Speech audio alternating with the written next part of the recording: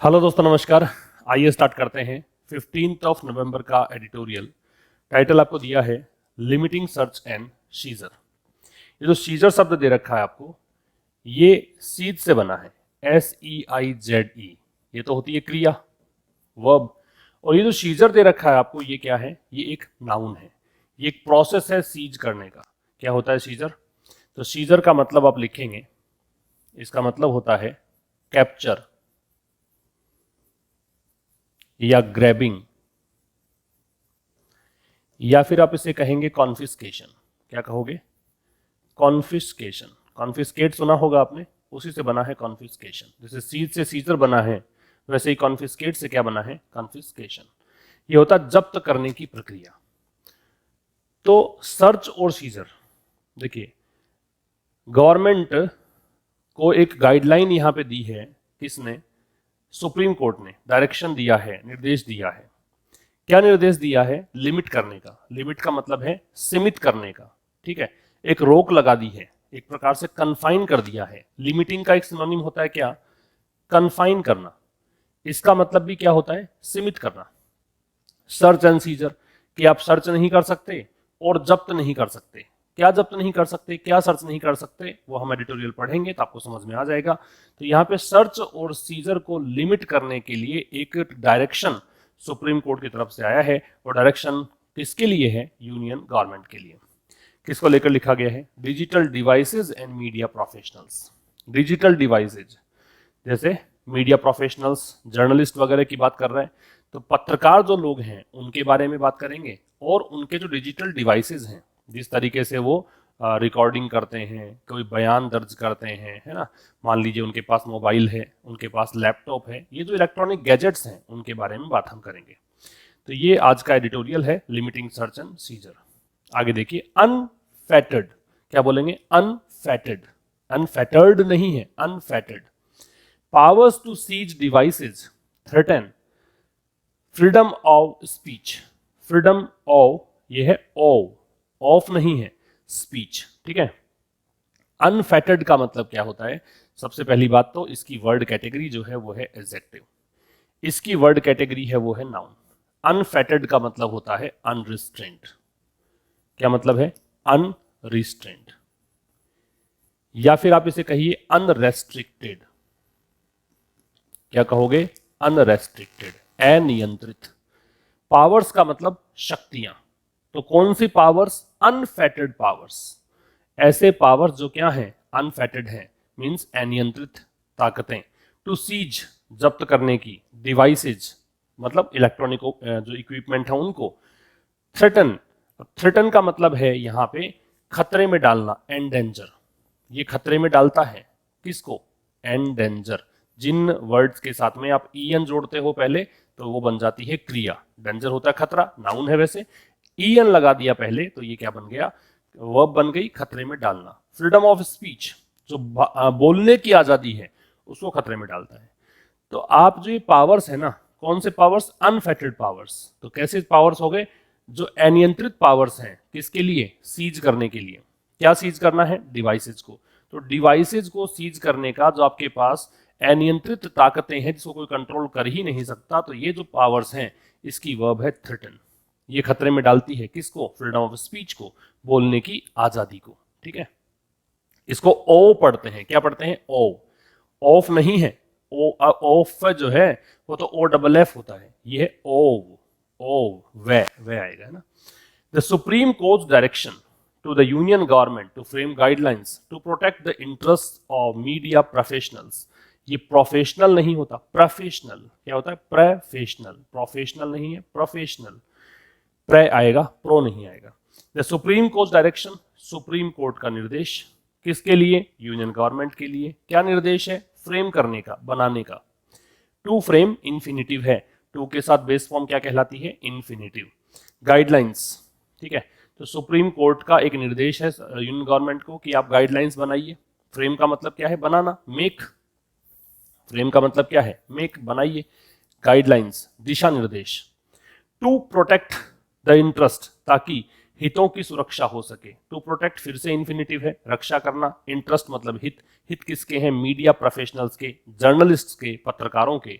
तो इंटरेस्ट से पहले द इसलिए है दोस्तों क्योंकि यहाँ पे इंटरेस्ट किसके हैं? मीडिया प्रोफेशनल्स के इंटरेस्ट हैं, तो निश्चित हो गया है, इसलिए द का प्रयोग है। ठीक है, तो मीडिया प्रोफेशनल्स के जो इंटरेस्ट हैं उनको प्रोटेक्ट करने के लिए विद रिगार्ड टू, ये एक फ्रेज है, इसका मतलब होता है रिगार्डिंग। मैंने इसको फ्रेज क्यों बोला?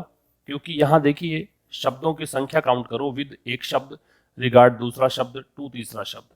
तो ऐसे जो ग्रुप ऑफ वर्ड्स होते हैं, शब्दों का ऐसा समूह जो कंप्लीट मीनिंग नहीं दे पाता है, जो पूर्ण मीनिंग नहीं दे पाता है, लेकिन वाक्य में जुड़कर कंप्लीट मीनिंग देता है, उसे हम फ्रेज बोलते हैं, वाक्यांश बोलते हैं। तो यह है संबंधित। किससे संबंधित? The seizure of their digital devices, कि उनके जो डिजिटल डिवाइसेस हैं उनके जब्ती से संबंधित, उनके सीजर से संबंधित। इज, अब ये जो डायरेक्शन है इसकी वर्ब यहां दे रखी है, इज ये है। अ टाइमली फर्स्ट स्टेप, ये समय पर लिया गया पहला कदम है। ठीक है, फिर समझो, सुप्रीम कोर्ट का निर्देश किसको? यूनियन गवर्नमेंट को। किसके लिए? गाइडलाइंस बनाने के लिए। गाइडलाइंस किसके लिए बनानी है? ताकि जो जर्नलिस्ट हैं, पत्रकार हैं, उनके हितों की सुरक्षा हो सके।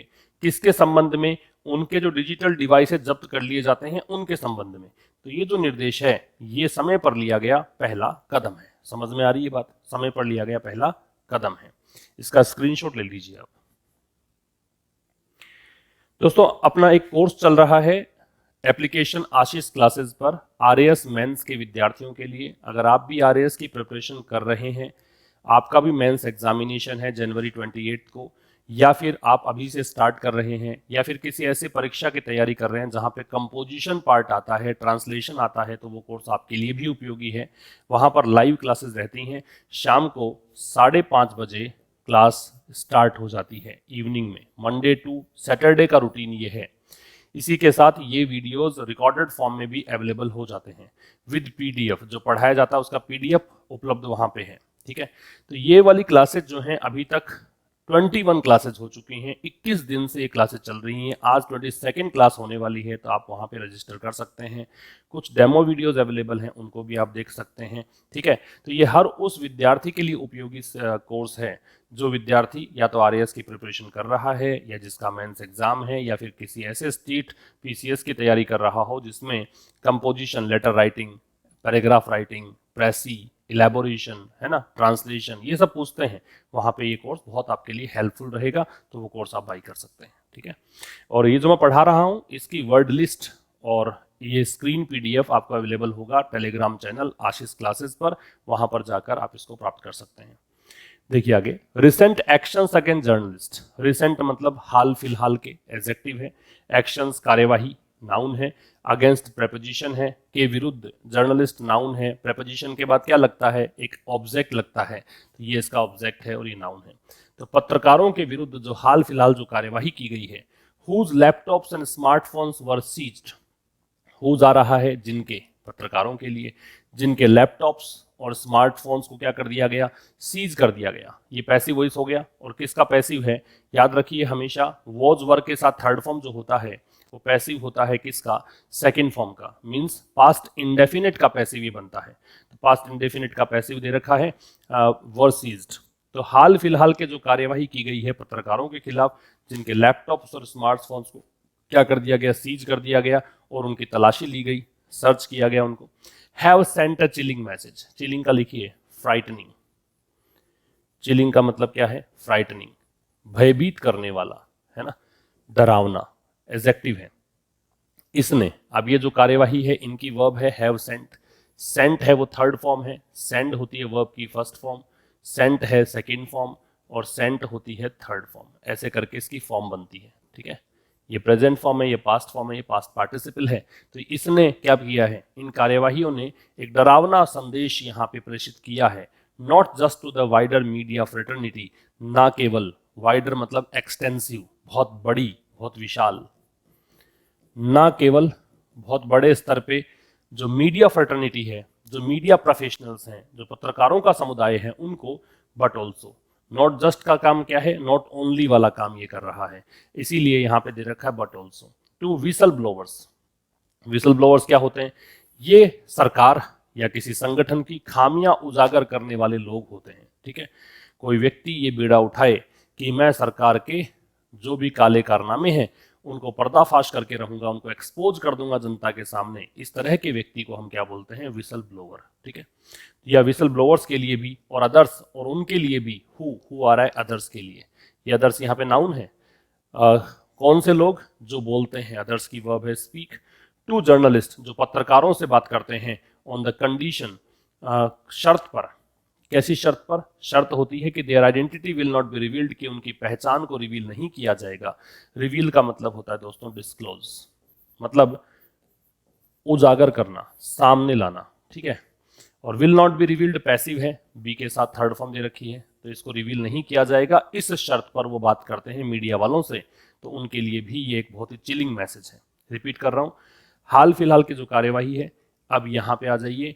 इन कार्यवाहियों ने बहुत ही डरावना संदेश दिया है, ना केवल मीडिया प्रोफेशनल्स के समुदाय को, बल्कि विसल ब्लोवर्स के लिए भी ये संदेश है, और उन लोगों के लिए भी संदेश है जो मीडिया से बात करते हैं इस शर्त पर कि उनकी पहचान नहीं बताई जाएगी, पहचान को उजागर नहीं किया जाएगा। पैसिव है फ्यूचर इंडेफिनिट का, फ्यूचर सिंपल का पैसिव है। ठीक है, ठीक है जी। और बीच में क्या था? किसके खिलाफ थी? पत्रकारों के खिलाफ। पत्रकारों के लिए कहा गया है कि वो पत्रकार जिनके लैपटॉप्स और स्मार्टफोन्स को सीज किया गया और सर्च किया गया। ठीक है, ये जैसे वर सीज्ड है वैसे ये वर सर्च्ड है, लेकिन चूंकि वर कॉमन है इसलिए दो बार लगाने की आवश्यकता नहीं है। इसका स्क्रीनशॉट ले सकते हैं आप। फिर कह रहा है, if a journalist communication devices can be seized and their data examined on the flimsy grounds of allegations. Flimsy का मतलब होता है वीक, या फिर आप इसे कहेंगे अनकन्विंसिंग,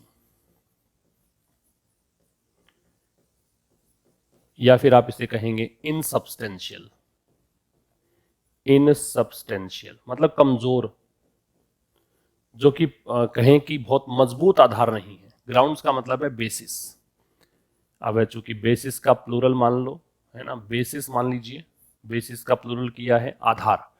तो यदि जर्नलिस्ट की कम्युनिकेशन डिवाइसेस, जिनसे जर्नलिस्ट कम्युनिकेट करते हैं, जिनसे जर्नलिस्ट अपनी बातों को दूसरों तक पहुंचाते हैं, है ना, लैपटॉप है, मोबाइल से, ये सब, तो जर्नलिस्ट के कम्युनिकेशन डिवाइसेस को अगर सीज किया जा सकता है, ये हो गया passive voice can be seized. किसी भी मॉडल का पैसिव बनाना होता है तो उसके लिए एक तरीका है, बी लगाइए और बी के साथ थर्ड फॉर्म करिए, ये पैसिव बन जाता है किसी भी मॉडल का। ठीक है, मॉडल का पैसिव कैसे बनेगा?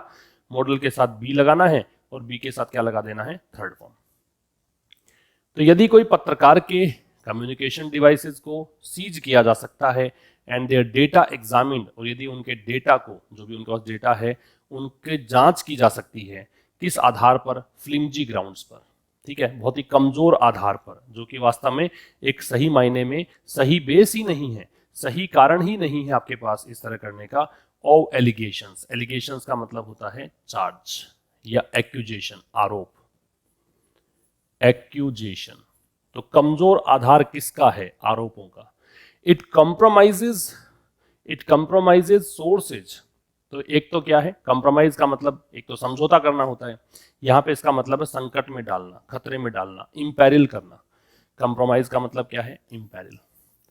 तो ये चीज जो है, जिन सोर्सेज से उन्होंने ये सब प्राप्त किया है, जो भी इंफॉर्मेशन प्राप्त की है, डेटा प्राप्त की है, उसको खतरे में डालता है। एंड इम्पीड्स, इम्पीड का मतलब होता है ऑब्स्ट्रैक्ट, या फिर आप इसे कहेंगे हिंडर, और रुकावट डालता है किसके? न्यूज प्रोफेशनल्स की ability to do their job. तो जो न्यूज प्रोफेशनल्स हैं उनकी जो योग्यता है उनको खतरे में डालता है।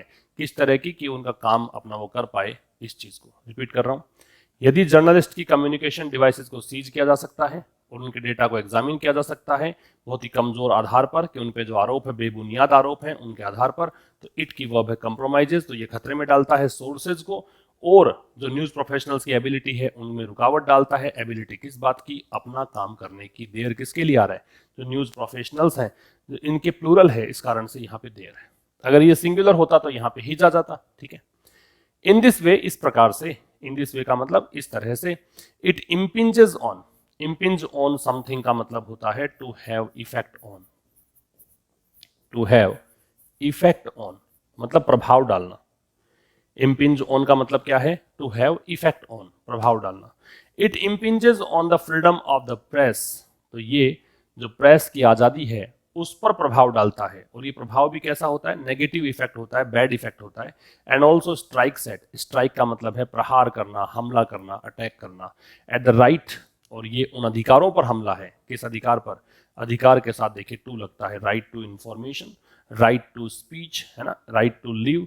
तो ये है लाइवलीहुड ऑफ जर्नलिस्ट, लाइवलीहुड आजीविका। तो जर्नलिस्ट का जो अधिकार है आजीविका यापन का, उसके अधिकारों पर ये प्रहार करता है। As digital devices have become the critical tools, as यहाँ पे है कंजंक्शन, इसका मतलब है बिकॉज, क्योंकि जो डिजिटल डिवाइसेज हैं वो बन चुके हैं, ये डिवाइसेस की वर्ब है वो बिकम है, ये प्रेजेंट परफेक्ट है। द क्रिटिकल टूल्स, क्रिटिकल का मतलब होता है इंपॉर्टेंट, सिग्निफिकेंट, वाइटल, महत्वपूर्ण। इंपॉर्टेंट कह सकते हो, सिग्निफिकेंट कह सकते हो, या फिर क्या कह सकते हो, वाइटल, महत्वपूर्ण। ये हथियार हैं किसके लिए, जो प्रोफेशन है उसके लिए। बात समझ में आ रही है, फिर समझिए। इस प्रकार से यह प्रेस की आज़ादी पर प्रभाव डालता है, नकारात्मक असर डालता है, और साथ ही ऑल्सो है वो एडवर्ब है, और इसका प्रयोग हम करते हैं जनरली मैन वर्ब से पहले, तो ये मैन वर्ब है, इससे पहले है। और ये साथ में जो एक अधिकार है पत्रकारों का जीवन यापन करने का, उस पर प्रहार करता है, क्योंकि डिजिटल डिवाइसेज जो हैं वो महत्वपूर्ण उपकरण हैं किसके लिए, इस प्रोफेशन के लिए, इस जो ये एक कह सकते हो इनका जो आजीविका यापन का साधन है, जर्नलिज्म है, पत्रकारिता है, उसके लिए। ठीक है, इसका स्क्रीनशॉट ले सकते हैं आप। फिर कह रहा है the guidelines must ensure, ensure का मतलब होता है दोस्तों सुनिश्चित करना। एक होता है वर्ड अश्योर, ये होता है आश्वासन देना। एक वर्ड होता है इंश्योर, ये होता है बीमा करना, सुरक्षा देना। ये क्या होता है, सुरक्षा देना। और ये क्या होता है, आश्वस्त करना। और ये क्या होता है, ये है तो सुनिश्चित करना। ठीक है, तो जो गाइडलाइंस है मस्ट इंश्योर, इन गाइडलाइंस को, ये जो गाइडलाइंस हैं ये निश्चित करनी चाहिए, सुनिश्चित करना चाहिए इन गाइडलाइंस को। यूनियन गवर्नमेंट को दिशा निर्देश दिए हैं, डायरेक्शन दिया है सुप्रीम कोर्ट ने कि आप गाइडलाइंस बनाइए, फ्रेम करिए। तो ये गाइडलाइंस ऐसी हो जो जरूर से जरूर, मस्ट है मतलब ऑब्लिगेशन है, बाध्यता है, कंपल्सन है कि जरूर से जरूर क्या करें, सुनिश्चित करें that law enforcement agencies, law enforcement agencies कौन सी होती है, कानून को लागू करवाने वाली एजेंसीज, कानून को मनवाने वाली एजेंसीज, ऐसी एजेंसी जो देखेंगी कि हमारे जो कानून हमने बनाए हैं वो कानून सिटीजन्स जो हैं वो फॉलो कर रहे हैं कि नहीं। तो ये सुनिश्चित करे कि जो लॉ एनफोर्समेंट एजेंसीज हैं उनको परमिट नहीं किया जाए, पैसिव वॉइस है प्रेजेंट इंडेफिनेट का, आर के साथ थर्ड फॉर्म, उनको अनुमति नहीं मिले किस चीज की, जब्त करने की या एग्जामिन करने की, सर्च करने की डिवाइसेस को, किसके बगैर, विदाउट प्रेपोजिशन है, अ प्रायर जुडिशियल वारंट। वारंट कई एग्जाम्स में क्या होता है, ये जो ऑफिशियल ग्लॉसरी है, जो ये कार्यालय शब्दावली होती है, ये पूछ ली जाती है आपसे, तो वारंट उसमें से एक है। ये वारंट किसी परीक्षा में आपसे पूछ सकते हैं कि इसका हिंदी में क्या मतलब है। तो आधिकारिक पत्र होता है या अधिपत्र होता है। ठीक है, वैसे ठीक हमें समझ में आ रहा है इंग्लिश में, लेकिन कई ऐसे परीक्षाएं हैं, जैसे मैं आरएएस की बात कर लूं, वहां पे ये प्रश्न आ जाता है कि वारंट को हिंदी में क्या बोलते हैं, अधिपत्र कहते हैं या आधिकारिक पत्र बोलते हैं।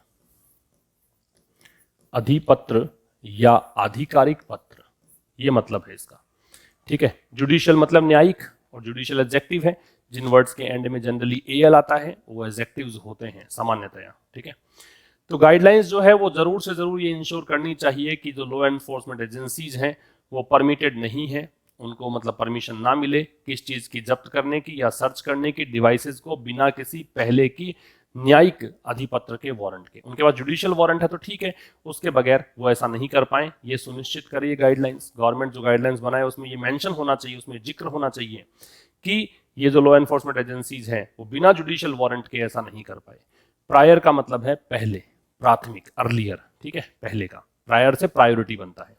क्लियरली लेइंग आउट, और साथ साथ में क्या करें, बहुत ही स्पष्ट तरीके से लेआउट करें।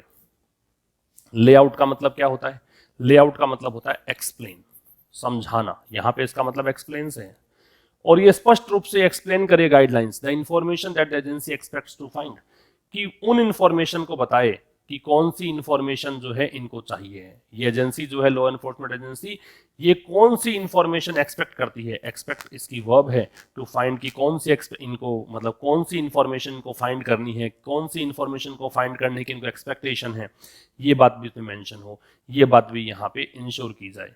रेदर देन किसकी बजाय, authorising an unlimited fishing expedition, ये एक फ्रेज है, ईडियम है। इसका मतलब होता है रहस्यमय तरीके से बहुत अधिक मात्रा में सूचना प्राप्त करके कुछ जानने का प्रयास। ठीक है, आप अगर मिस्टीरियस तरीके से, सीक्रेट तरीके से काफी सारे डेटा इकट्ठे कर लेते हो और कुछ जानने का प्रयास करते हो किसी के बारे में, तो उसको बोलते हैं फिशिंग एक्सपीडिशन। रेदर देन का मतलब होता है के बजाय, ऑथोराइजिंग का मतलब होता है अधिकृत करना, अनलिमिटेड का मतलब होता है असीमित। ठीक है, फिशिंग एक्सपीडिशन में बता ही दिया। किसकी बजाय, कि उनको ये भी स्पष्ट करो कि कौन सी इनको इन्फॉर्मेशन चाहिए। इनको ऐसे अधिकार मत दो कि ये मनमाने ढंग से बिना इन पे कोई नियंत्रण के ये चाहे वहां इंफॉर्मेशन प्राप्त करते जाएं, ऐसा नहीं होना चाहिए। इनसे पूछो कि कौन सी इंफॉर्मेशन तुम्हें चाहिए, किसके लिए तुम ये जांच कर रहे हो, ये सब उसमें मेंशन होना चाहिए इन गाइडलाइंस में। इसका स्क्रीनशॉट ले सकते हैं आप। फिर कह रहा है journalist must not be forced, force का मतलब है मजबूर करना, कंपेल करना। फोर्स का सिनोनिम होता है कंपेल। एक और सिनोनिम लिख देता हूं इम्पेल। ठीक है, एक और सिनोनिम लिख देता हूं कोवर्स। ये सब इसके सिनोनिम्स हैं। इसका मतलब है मजबूर करना, बाध्य करना। जो जर्नलिस्ट है उनको बिल्कुल भी मजबूर नहीं किया जाना चाहिए। मस्ट आ गया मतलब ऑब्लिगेशन है, बाध्यता है। तो पत्रकारों को बिल्कुल भी मजबूर नहीं करना चाहिए, किस लिए, कि वो इंक्रिमिनेट करें अपने आप को। इंक्रिमिनेट का मतलब होता है इम्प्लीकेट, मतलब अपने आप को आरोपी ठहराएं। इम्प्लीकेट करना, एक्यूज करना। ठीक है, ये होता है आरोपी ठहराना, किसी को क्रिमिनलाइज कर देना, किसी को बताना कि आप अपराध कर किया है आपने। तो जर्नलिस्ट को बिल्कुल भी मजबूर नहीं किया जाना चाहिए कि वो अपने आप को आरोपी ठहराएं, और देयर सोर्सेज, या फिर जिन सोर्सेज से उन्होंने वो न्यूज़ प्राप्त की है, वो इन्फॉर्मेशन प्राप्त की है, उन सोर्सेज को इंक्रिमिनेट करें। बाय बीइंग कंपेल्ड, कैसे, मजबूर होकर। कंपेल्ड ये देखो आ गया। फोर्स्ड टू प्रोवाइड पासकोड्स, कि वो मजबूर हो जाएं कि अपने पासकोड दे दें। पासकोड होता है एक प्रकार से पासवर्ड। मान लीजिए कि आपके पास कोई इलेक्ट्रॉनिक गैजेट है, कोई कंप्यूटर है, लैपटॉप है, उस पर कैसे आप एक्सेस करेंगे, उसके लिए एक पासकोड बना होता है, पासवर्ड होता है, उसको बोलते हैं पासकोड। बायोमेट्रिक डेटा, ये एक इंडिविजुअल की एक स्पेसिफिक इंफॉर्मेशन होती है जिससे कोई इंडिविजुअल ही एक्सेस कर पाता है उसको। ठीक है, उसको बोलते हैं बायोमेट्रिक डेटा। रिपीट कर रहा हूं, तो जर्नलिस्ट को बिल्कुल मजबूर नहीं किया जाना चाहिए कि अपने आप को आपराधिक, मतलब ऐसे अपने आप को इंक्रिमिनेट करें या अपने सोर्सेज को इंक्रिमिनेट करें। कैसे, मजबूर होकर। क्या मजबूर होकर, कि वो अपने पासपोर्ट्स और बायोमेट्रिक डेटा वो दे दें, ऐसा नहीं होना चाहिए। द गाइडलाइंस मस्ट इंक्लूड, ये जो गाइडलाइंस हैं, लेखक कह रहा है कि जो गाइडलाइंस सरकार बनाएंगी उसमें क्या क्या होना चाहिए, उसमें शामिल होना चाहिए क्या, प्रोटोकॉल्स। प्रोटोकॉल्स मतलब कुछ यहाँ पे एक कहें कि रूल्स बनने चाहिए इसके लिए। क्या, टू सेफगार्ड। सेफगार्ड का मतलब होता है प्रोटेक्ट करना, सुरक्षित करना। तो गाइडलाइंस जो है बनेंगी, उस गाइडलाइंस में क्या होना चाहिए, उन गाइडलाइंस में इंक्लूड किया जाना चाहिए प्रोटोकॉल्स को। कैसे प्रोटोकॉल हैं, सेफगार्ड करने के, सुरक्षा देने के। सुरक्षा किसको देनी है, डिवाइसेस और डेटा को। ठीक है, जो भी डिवाइसेस आप जर्नलिस्ट के डिवाइसेस हैं, मोबाइल, लैपटॉप, कंप्यूटर, ये सब डेटा जो भी उनके पास डेटा है वो। टू इंश्योर, ये सुनिश्चित करने के लिए, that it is not leaked, कि जो भी ये जो चीजें हैं ये ना तो लीक हो, ये सुनिश्चित करो। इट की वर्ब इज है, इज के साथ थर्ड फॉर्म पैसिव है, और ना ही इनके साथ छेड़छाड़ की जाए। टेम्पर का मतलब क्या होता है, छेड़छाड़ करना। टिंकर विद इसका सिनोनिम हो सकता है। ठीक है, और पास्ड ऑन, पास ऑन का मतलब होता है मतलब एक से दूसरे, दूसरे से तीसरे के पास जाना, और ना ही ये जो डेटा है वो किसी थर्ड पार्टी के पास जाए। And that data irrelevant to an investigation, और ये भी ध्यान रखा जाए कि जो डेटा इररेलेवेंट है, मतलब अप्रासंगिक है, संबंधित नहीं है, रिलेटेड नहीं है, किससे, इन्वेस्टिगेशन से, तो वो डेटा जो है उसको डिलीट किया जाए इन अ टाइमली मैनर, समय पर उसको टाइमली तरीके से उसको डिलीट कर दिया जाए, अगर इन्वेस्टिगेशन के लिए वो यूजफुल नहीं है तो। रिपीट कर रहा हूं, तो लेखक कह रहा है गाइडलाइंस में क्या क्या होना चाहिए, गाइडलाइंस में ये बातें होनी चाहिए। क्या क्या, एक तो प्रोटोकॉल्स बनाओ, कुछ नियम बनाओ जिससे डिवाइसेस और डेटा की सुरक्षा हो सके। दूसरा काम, सुनिश्चित करो कि ये डेटा जो है वो लीक नहीं हो, उनके साथ छेड़छाड़ नहीं की जाए, वो थर्ड पार्टी तक ना जाए।